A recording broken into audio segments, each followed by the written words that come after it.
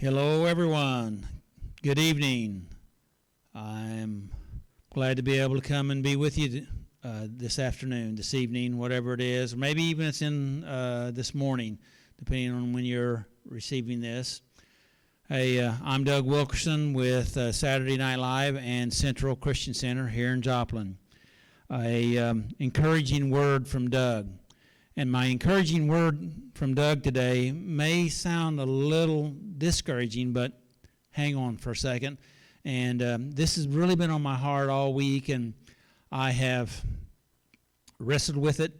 And so, anyway, here's my title, Setting with God and My Anxious Thoughts. What do you think about that? Setting with God and My Anxious Thoughts. I want to start off with Psalms 139:23 and verse 24, and it goes like this. It says, "Search me, O God, and know my heart.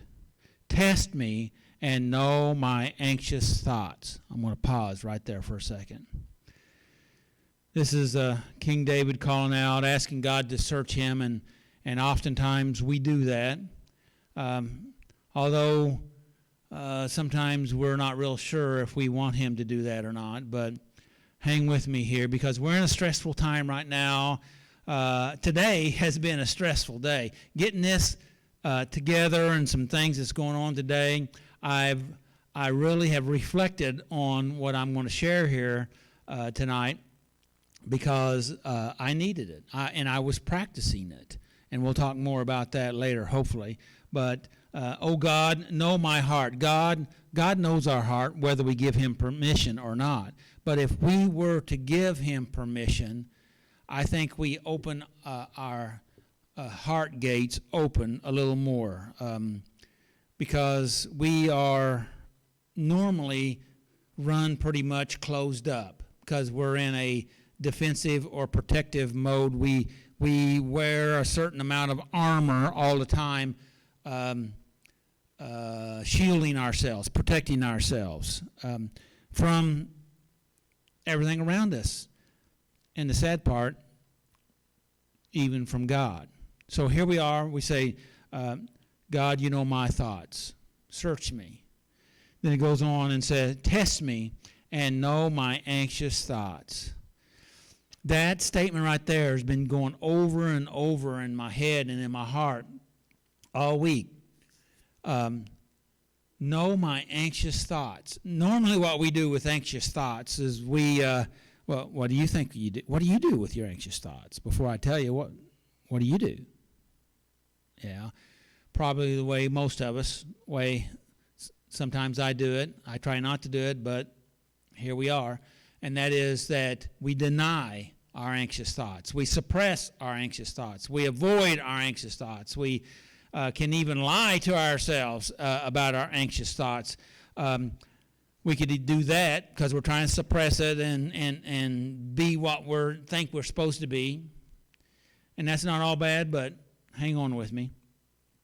Or we do the extreme and we just wallow in our anxious thoughts. We blow up our anxious thoughts. We exaggerate our anxious thoughts. We just let our anxious thoughts come in and overwhelm us and say, it's not my fault. It's that. It's coronavirus. It's the government. It's my wife. It's my kids. It's my job. It's the lack of job. It's the lack of money. It's this or that. We're blaming something for our anxious thoughts. And as long as we're not involved with our anxious thoughts and blaming something else, we're actually not taking responsibility for our own emotions and dealing with them. And here, this just struck me as a way that King David was entering into God's presence and saying, God, you know my anxious thoughts. Come and sit with me and help me with my anxious thoughts. I'm not for sure what's going on. I need your help. Help me, please. And you're not denying them, and you're not exaggerating them. You're just being there. You're noticing them. Actually, they call it mindfulness. You're just being mindful of what's going on, these things that are swirling around inside your head and in your heart and in your gut. And so, God, help me. Help me. And what do you think? Do you think if you invited God into your anxious thoughts that it might have some sort of effect? I believe it would. I believe it would. In fact, He might even bring some clarity. He may help you to recognize these thoughts that you're having that's anxious. Maybe some of them are rational, that they're actually troublesome. And how am I going to deal with these situations? Well, we take it one step at a time. I remember when my dad was sick and had surgery at the hospital. It's been about 20 years ago now. Didn't feel like it. But they came out and said, well, we only give him, I think they gave him like 90 days to live or something like that. And people were asking me, well, what are you going to do? What are you going to do? What are you going to do? And I remember every phone call that came in, every person, they all continually asking me, and I just decided that what I was going to say is, I don't know what I'm going to do. We're just going to deal with it one step at a time. We'll deal with what's in front of us at the time.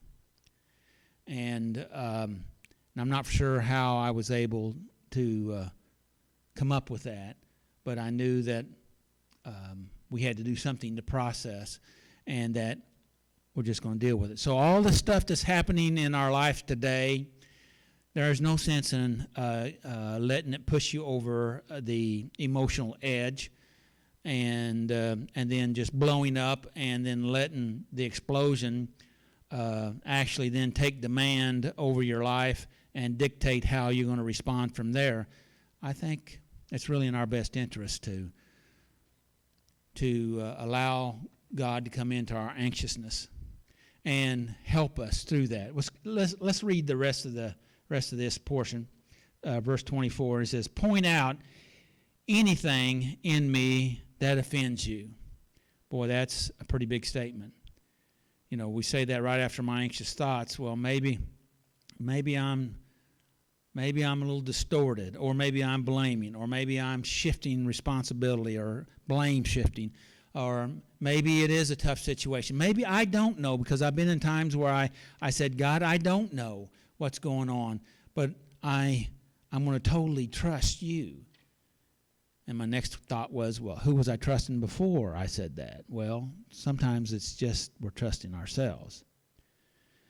Yeah, I was trusting God some, but maybe mostly ourselves. In my case, that was my case. And so he goes on and says, point out anything in me that offends you, and lead me along the path of everlasting life. And if you just really soak into that last half of that 24th verse, you can just say, all right, He's leading me. I'm going to trust Him. When you hire a guide to guide you someplace, or even if you just use GPS, you trust it to get you where you're going. I don't have to know, because it's supposed to know, and it helps me get there.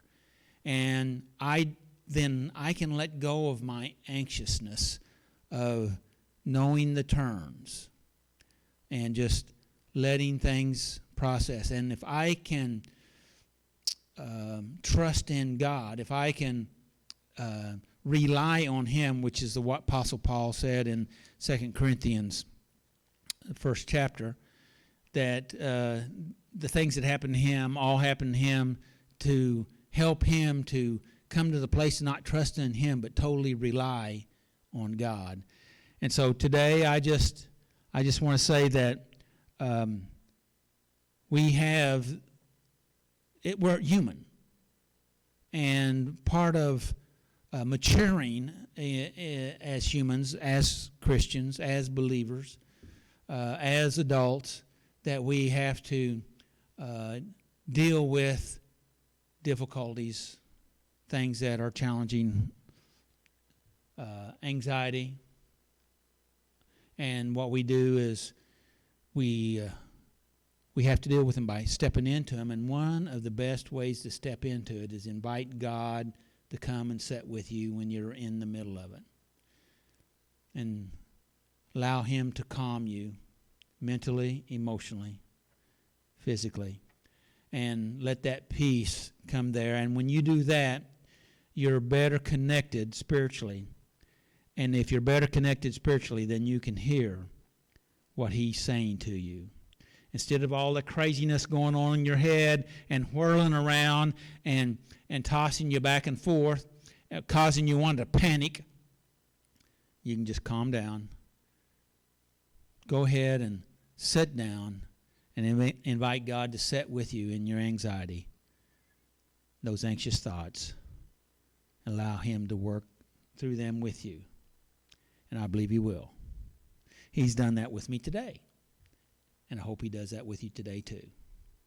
May the Lord bless you and keep you, and may his face shine upon you and give you his peace. And I want you to have a good day, good night, a good life. I'll see you later.